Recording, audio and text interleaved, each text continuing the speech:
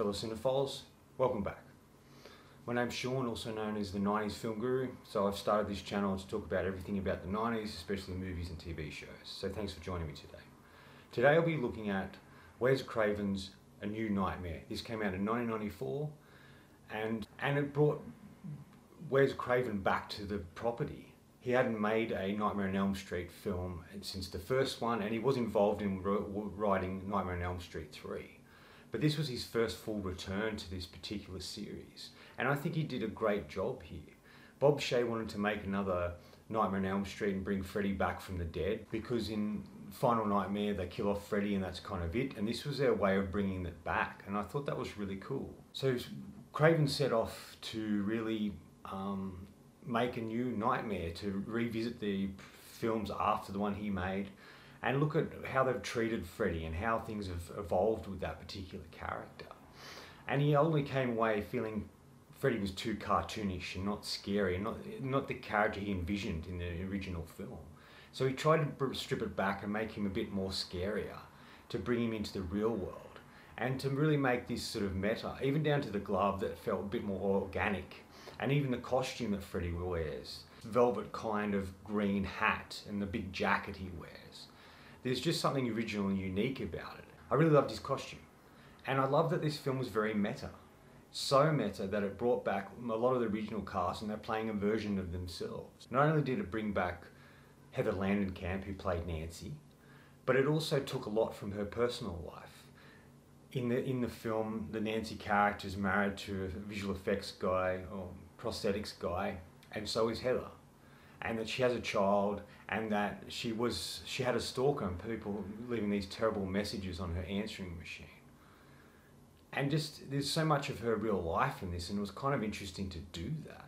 Looks at the character Heather leaving that sort of world behind and trying to move forward, but ultimately is drawn back into it. I kind of really love that. I love what they do with her character. I love that you sort of see her as an adult and a real person, but then she slowly starts to slip into Nancy, staying up late, drinking coffee, not wanting to sleep, all the things that you saw Nancy do in the original film. And I thought that was very clever and very interesting.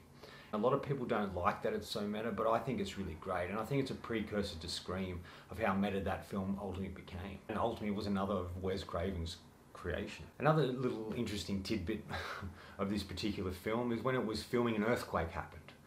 And they ultimately used that, they worked that into the script, and I think that really worked really well because of that. Talk about using everything you've got to make a film and working that into it. That's where it became even more meta, and a lot of the destruction in the film you see after the earthquakes was real destruction. I thought that was a really great way of taking advantage of a situation and using that as production. You know, sets and stuff like that. It was really clever. The original version or idea of how Wes Craven had written himself into the script, how he wanted himself to be seen, was he was in a van, not stopping, typing, desperately trying to get this script done. His eyelids were gone, and Michael Berryman, who was in his earlier film The Hills Have Eyes, was driving the truck. I thought this was really interesting, a bit extreme, and it would have come across kind of strange what he was doing. But it would have been an interesting scene to see, but he only left it and became just minimal in the film. And there's just that one particular scene where he discusses the script and what's happening or why it's happening, and the importance of making or writing another Nightmare on Elm Street film. And I thought that was really interesting. Other actors, you know, John Saxon reappears, playing a version of himself that slips into the father of Nancy and later in the movie, which I thought was interesting. Robert Englund comes back as well, plays dual roles of a version of himself as well as Freddy Krueger, the new Freddy Krueger. And I thought Robert was really great in it. I just wished there was a bit more of him. We didn't see enough of him in the film, in my opinion, which I really wanted. And for those who probably haven't seen this film, it's ultimately about Heather Langenkamp trying to live a normal life after the death of her husband, and sort of how her son Dylan is acting kind of strangely and reminiscent of Freddy Krueger in a way. She starts to question what's going on, and she starts to realise that this script has been written by Wes Craven, and the script that he's writing is stuff that's starting to come true, and that Freddy Krueger is trying to break out into the real world, and the script is a way of trying to keep him captured, to keep the evil tied into something. But obviously things don't go according to plan, and it's up to Heather to protect her son and finally defeat Freddy Krueger for real in the real world. I've always loved this film. I remember when I was first getting into sort of looking at the classic horror series, and this was Nightmare on Elm Street was definitely one. And this was the very first Nightmare on Elm Street film I saw, and then I obviously went back and saw the originals. But there's something about this film that really connected with me straight off the bat, which was strange because I didn't really know anything about Freddy Krueger going in. I knew who he was and what he looked like, but I didn't really know the story within the films. So to start with this film was kind of interesting, but I think there's enough in there to get a connection to the original film that you know what's going on, that you don't have to see the previous films to get much out of this movie. And that's what I really drew from this film. There's something really great about it. I love the whole meta situation. I love that, you know, Freddy Krueger coming in the real world. I love the way he came into the real world, where he came up through the bed and the sheet was over him and he tears it open with his claws. Like he's being born or reborn in the real world, and the way they went about that was really great. I always loved his design, how creepy he looked, and was really effective by what he was able to accomplish. I've always loved that concept of if you get killed in your dreams, you die in reality, and just how dreams start to affect you. And I drew a lot from this film when I first started down this journey, and that's why I've always had a soft spot for it. So there's a real connection there for me. Besides Heather Langenkamp and Robert Englund, Nico Hughes, a young actor, you know, you might know from Pet Sematary and a variety of other films. He plays Dylan in the film, Heather's son. And I really love what they do with him. He's the one that starts to realise Freddy's real, starts to be affected by him in different ways. He even has this stuffed animal named Rex that he puts down the end of his bed like his guardian. And I really like that concept. Looking at Freddy Krueger through the eyes of a small child, because most of the people he goes up against in these films have always been teenagers, but this was the first time I was a small child. We got glimpses of it. Really wanted to see much more of the kid and what it would have been like if it was completely focused from his point of view. Like the idea of parents, like say, they did that and Heather didn't really know what was going on. She thought he was just acting out. And then you start to see that no one believes him. Then slowly the adults start to believe him because of what's happening, especially Heather. And I thought that would have been a really interesting way to go about this film. Even though I really loved the movie, I just felt like this would have been a great aspect to explore a bit more, because I thought it was a really interesting concept.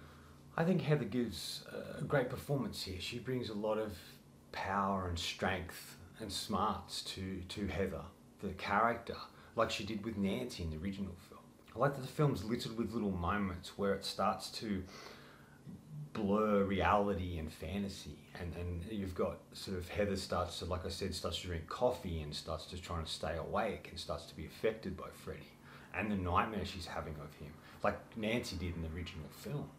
And then it sort of slips even more into that when John Saxon sort of becomes her father again, the same costume, and then we see Heather and there's grey hair in her head like we've seen in Nightmare on Elm Street 1, and I kind of like that. It was like she's starting to shift into that Nancy character, even down to the costume, and she had to pretend to be that. And when she turns back to her house, it's morphed into the Nightmare on Elm Street house that she used to live in, even down to the fine details of the bars on the window, where she has to go in and battle Freddy. She has to find her son. And there's this whole emphasis on Hansel and Gretel. There's a story that Heather reads to Dylan throughout the film, and he's obsessed with this story. And this sort of is what the final act of the film morphs into. To follow him down the rabbit hole, she only has to find breadcrumbs like Hansel and Gretel left to find their way back to their home. She has to take these sleeping tablets, but it's in the form of sleeping tablets, and she has to take these in order to go on the journey to find her son. And we ultimately end up in the bowels of hell in a way. Freddy owns this place. There's a sort of a oven there which is very reminiscent of the story Hansel and Gretel and what they do to the witch, and that's ultimately what they ultimately do to Freddy in this, and I thought that was really clever. It really turned into a dark Hansel and Gretel story, or a dark Brothers Grimm story, where it's telling this sort of interesting story but in a dark way. And I love everything that transpires with Freddy in that particular realm. I just like the design of him, the creepiness of him, how he tries to eat Dylan, his tongue comes out and wraps around Heather, and just everything that happens to him. One thing I didn't like is right at the end, his head explodes and it doesn't look very good, but the rest of that was really great. And I thought this was a really interesting way to take this. I thought Robert Englund's portrayal as Freddy is creepy and fantastic, and there's another level to it that we didn't get to see in the previous films, as Freddy became much more of a cartoon character than a menacing force. And I just really like that they brought that back to something darker. And Robert Englund's fantastic in this role, and I really love his evolution of this character. He's just a brilliant actor, and he brings so much to Freddy this time around. There's so many great moments in the film, like where Heather's at a funeral for her husband, and in the background when you see the funeral, it's all the actors from the previous Nightmare on Elm Street films. I thought that was really clever and fun, and I like the idea of that, the real connectivity of those characters in that particular world. So like, even though Wes Craven was doing something different, he was paying homage or respect to the previous films that came in small ways with bringing all the actors. And there's a whole sequence where Heather falls over and hits her head and then Freddy reappears. That whole sequence is really great as well. And like I mentioned before, the Dylan character, just what Mike Hughes brings to it, the way he portrays his character as haunted with his hand gestures of the claws, or the way he repeats the classic song, 1, 2, Freddy's coming for you, like that sort of thing is really cool. And just how he's going through so much a traumatic event and no one seems to be taking notice of that. And Heather does eventually, but it's just the effect that it's having. And it sort of starts to blur reality with dreams, like these moments where he's watching Nightmare on Elm Street on the TV, and at times the TV isn't even plugged in. So is that reality or is it a dream? And that's what it kind of blurs. Only the film blurs the lines between everything, reality and fiction, in such a great way. And it all comes down to Wes Craven's handling of the material, writing it, and his direction. Really, how Wes really tries to reinvent this franchise and this character and this series in a really wonderful way. And in a way, this is a sort of original and unique take on that sort of genre and this particular series of films. Now, I know there's a lot of people who don't agree with me or won't agree with me and dislike this film. That's fair enough. But I just have a love for it, and I think you can't deny it as an interesting entry into the Nightmare on Elm Street series. It goes down as not only one of my favourite Nightmare on Elm Street series, but one of the best sequels to come out. And it's on par with Nightmare on Elm Street 3, Dream Warriors, which I really loved as well. But there's just something about this and the original film, tissue, that blends both of them together in such a great way. I like the prosthetic effects in it. Some of the visual effects aren't 100% perfect, but it's the prosthetic work and all of that, the design of Freddy, just particular things they use in it are really great. Yeah, I could go on and on about this film forever. I just love it so much. In the end, this is a film crafted by a very talented director that is reinventing something he started, reinventing a character he created in the beginning. A character that kind of came from his nightmares in a way.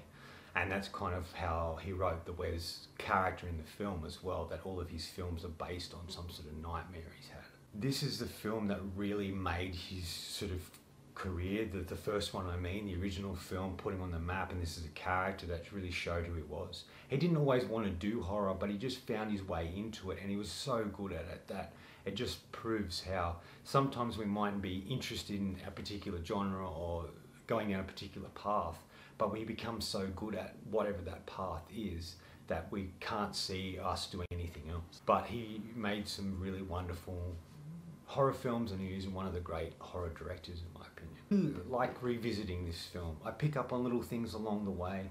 It's just a really fun film, and it's one I've always really enjoyed. I'm going to give Wes Craven's A New Nightmare 4 out of 5. Like I said, big fan of this, was a big fan since I was a teenager. Anyway, that's all from me today. Thanks for watching, hope you enjoyed this video, and if you did, please hit subscribe down the bottom, follow my letterbox and Facebook. Otherwise, until next time, enjoy the movies.